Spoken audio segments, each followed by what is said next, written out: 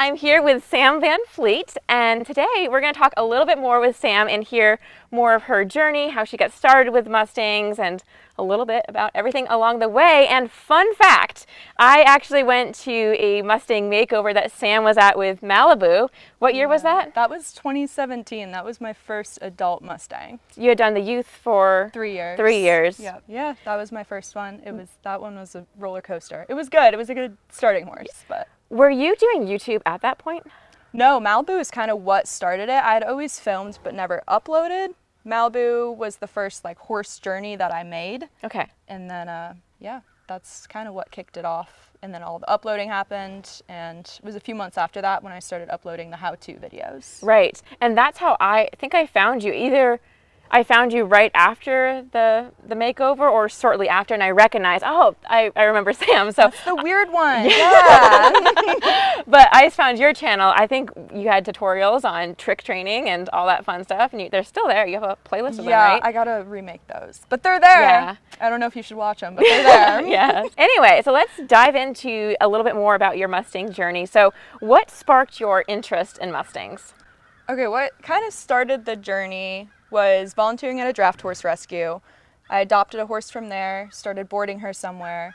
Someone from that barn shared a post to my Facebook. There was a youth challenge happening for the Mustangs, and they said, you should totally do this. I didn't know what a Mustang was. I signed up, forged my parents' signatures. Don't do that, not recommending that. And then on Craigslist, found a trailer and a place to keep the horse that I think might have been an approved facility. And yeah, got the horse and brought it there. And the day before pickup, they approved me. I looked up what a Mustang was and realized I was definitely not qualified to be doing this. Not at all. But I already had like kind of paid for the hauler and found the place, and I'm like, okay, we'll just go through with it. So that's what got me started. Someone sharing a Facebook post and saying, you should do this. Wow. So moral of the story, share that Facebook post. Share the Facebook post, make them Mustang addict, but don't forge your parents' signatures or not have approved facilities. Approved facilities are very important. So this wasn't this lifelong dream that you had. It was kind of just, hey, I want to do that, and kind of found out later. It was sprung upon me. Yeah. So what hooked you? Just the journey of it all. It was really cool to see the transformation, especially when you do them back to back. Like you have one, you compete and show it, and then literally the day right after you pick up a new horse and you're like, wow, this is starting all over. But then you feel like you really did something. You're like, wow, I really made a difference in that horse's journey, and they got started in a new home, and it's great. Super fun. Yeah.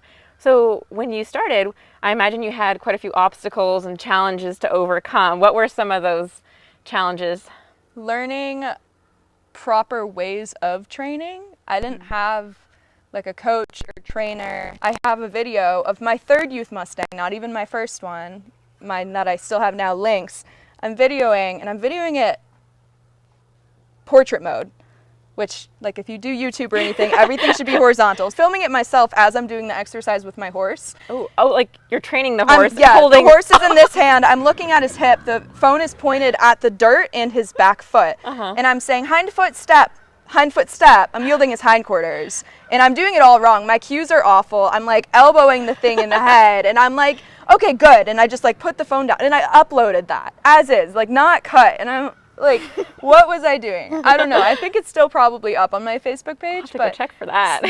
I'll take it down. But like learning the terminology and how to correctly do it, how to really sequence your cues with your horse so it makes more sense to them.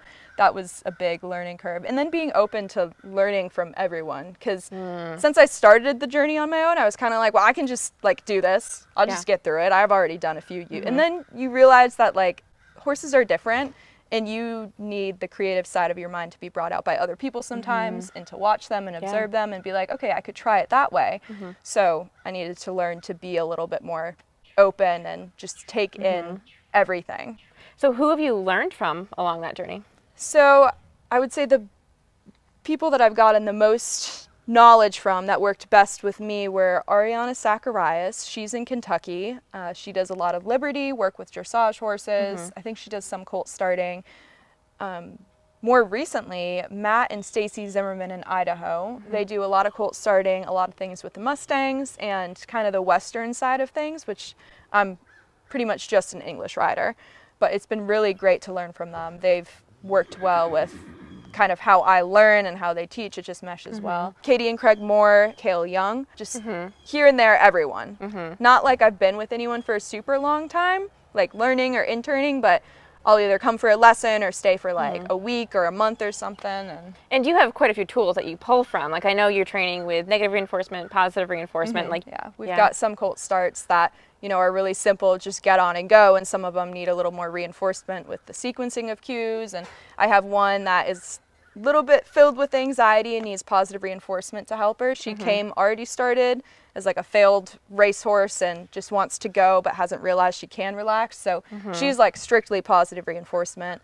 But yeah, you kind of just change it to each horse. Right.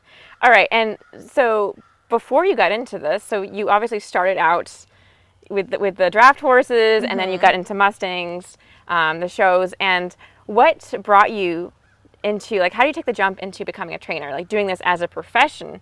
How did that go? I don't know. An honest answer. It just kind of happened. So I did 4 makeovers, 3 youth, 1 adult, before I came to Florida. I didn't really train for other people when I was in Massachusetts. There was like one random horse that came and I did a little bit with, but for the most part, it's all been here. And then after being established here, traveling and teaching clinics or lessons at people's places. But when I came to Florida, I didn't have any job. In Massachusetts, I always had like 3 or 4 part-time jobs, mucking stalls, exercising horses or whatnot.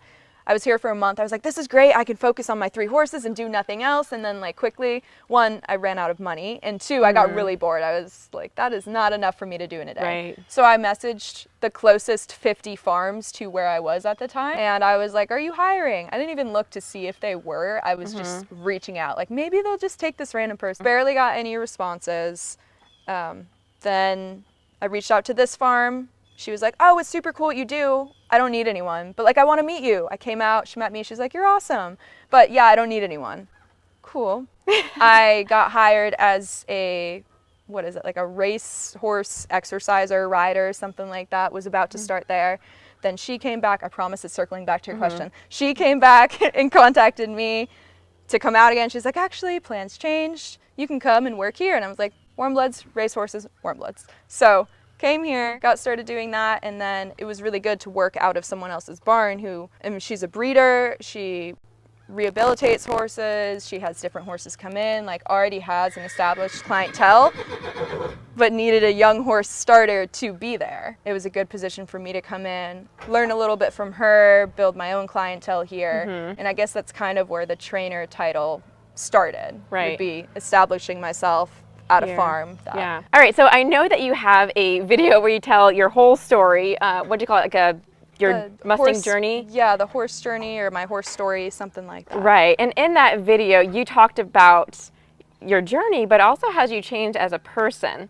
Yeah. And I know, like, I felt like I related a lot to that story. And tell us about, who were you? Who was Sam when you started? Oh, I was very young and scared and introverted and wouldn't be willing to, like, not that I wouldn't be willing to talk, it's almost like I felt like my presence was annoying to everyone around me. Like, I should just stand in the corner and watch from there and let everyone else have fun or communicate, and I would just kind of observe and keep my thoughts in my head and want to just like try to force myself to agree with everything because that would be easier for everyone. I wouldn't be like causing a wave. So I'd just be really quiet and kind of let people maybe take advantage, but it's not their fault that I would let them. It's kind of on me.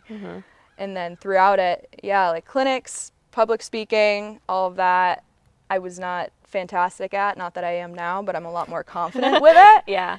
And that's why the clinic started, because I was awful at it. People didn't know I was awful at it, but in my head, I mean, I would throw up before every clinic. I would cry. I'd have to listen. I'd be in my stall like an hour before the clinic, cleaning it with links in there, with my motivational speaking going on of this guy monotone saying the same thing for like an hour, and someone would like come to say, hey, and I'd be like, I'm focused, I'm doing this. So forcing myself to do things that I don't enjoy until I enjoy them and grow as a person, where I'm like super confident and I could stand in front of 50 people now and be like, hey, this is how this is done. Like, here's to do this. This is what happens if this happens. Like, and really explain it through and create like a curriculum.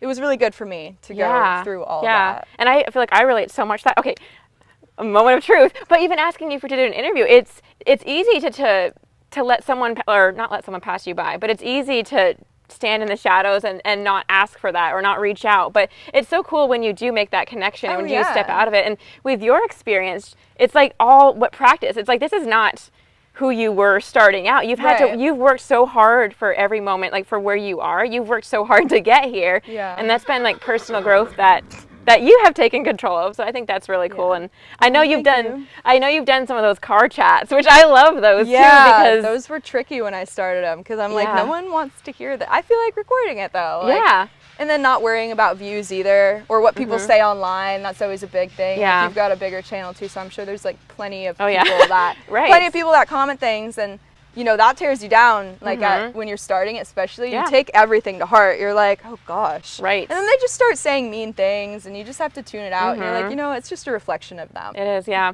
And it's so hard. Some people even mean well. They don't mean anything negative, but sometimes it's just not having an understanding of the full picture or what, you know. Oh, totally. So considering that, what is something that someone from the outside looking in might not see or might not understand that's been a big part of your horse journey or your lifestyle now? Right. So the long days and hours working with the horses, the trial and error, having really bad days come up where you just really want to like cry, recalculate it, figure it out again, try a new method, making everything fit in. Like, it's hard to keep up with all of it. Some days it's you start at 4 a.m. and you finish at midnight, and then you do the same thing the next day and the next day to get it all to fit in. So there's a lot that goes into it, trying to like produce content and like get back to people and respond to them in a timely manner, make sure all the horses are worked, because that's always my priority. So then the other areas, the computer areas, kind of lack, but there's a lot that goes into it there. Just like the long days and the balance too, because you're gonna wear yourself out if you're doing horses from 4 a.m. to midnight.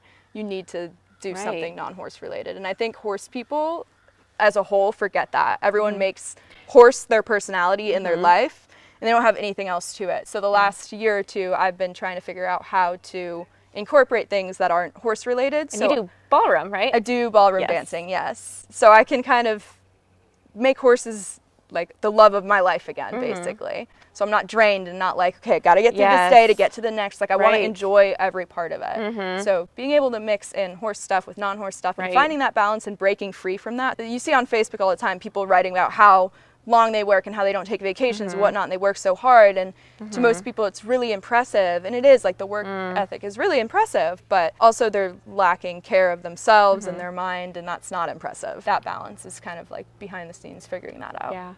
And how often are you traveling? I know this is your season in Florida, but typically I return here around October 1st, and I leave the last week or second to last week of March. So I'm gone March through September. And how many states are like, where are you going? Tell us about that. All of them. There's only 4 states I haven't been to.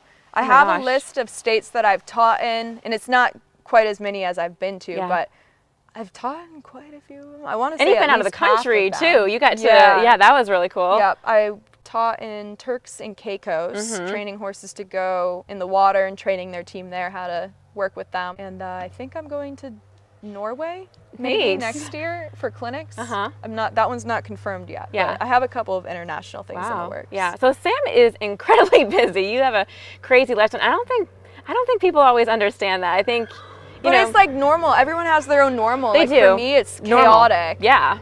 Like, these girls, I'm giving them a schedule every single day for the next day, and they've already caught on. They've been here only like 4 days or something, but I always pack the schedule full, and I think the first 2 days they're like, okay, awesome, and then like by the 3rd and 4th they're like, she really underestimates how long things take.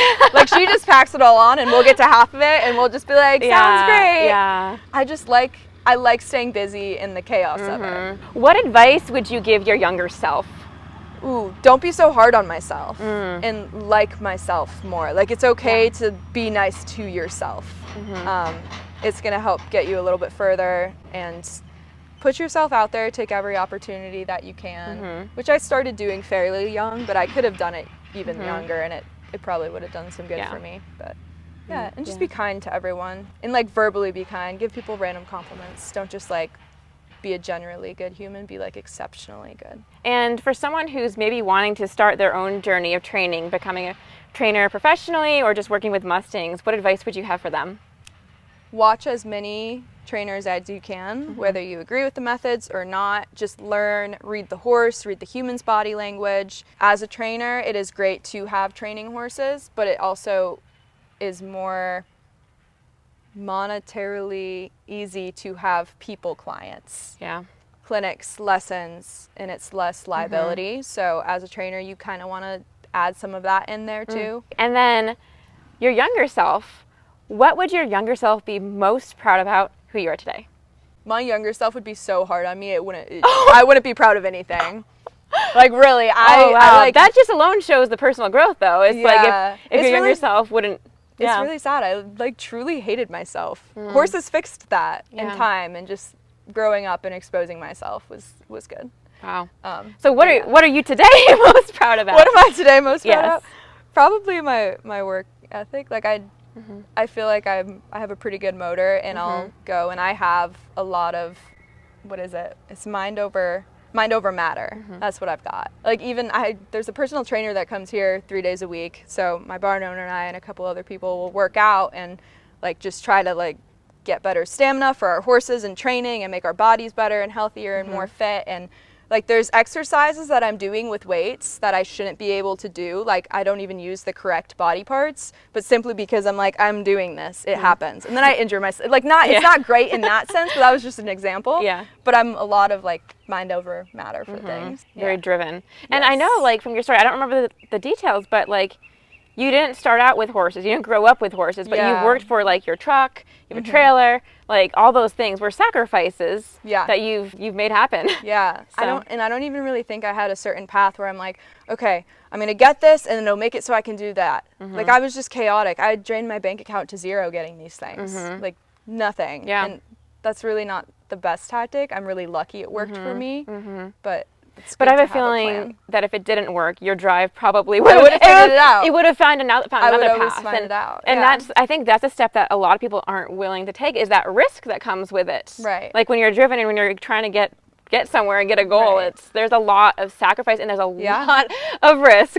Yes. A lot of risk. So, for sure. But anyway, any last piece of advice or anything that you wanted to share? I don't think so. I think you're amazing. And I know I don't know much about like your past, but I feel like I like can feel your energy and that you've came really far as a person. So Thank I think you. that's cool. Well, I so relate to your story because I also was super shy. I'm blushing. Nobody who knew me like growing up would think that I'd be doing YouTube. Right. Like like this is a totally different me.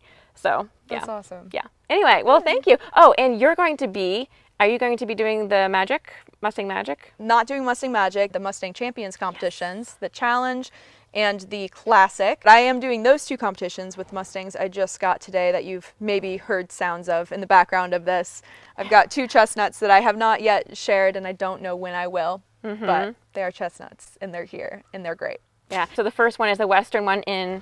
The Western one's the Mustang Challenge. In July? In July in Vegas, and then in September in Kentucky, I think at the horse park, is the English one, the Mustang Classic. Yeah, so that'll be fun. I hope I can go to one of those. You'll have to go to both I hope so. You should go to both of them. I would love, but you know, it's that making that happen. Oh, there's plenty of time. You've got Yeah. So anyway. But thank you so much. I really enjoyed this, and I hope you guys enjoyed learning more about Sam. Sam also has a YouTube channel that I've talked about. And is it Sam VanFleet or Sam VanFleet Mustangs? Do you know? It might just be Sam VanFleet. Sam VanFleet, and you'll find it. VanFleet. Yeah. So anyway, thank you guys so much for watching, and thank you, Sam. So thank you. Bye, guys.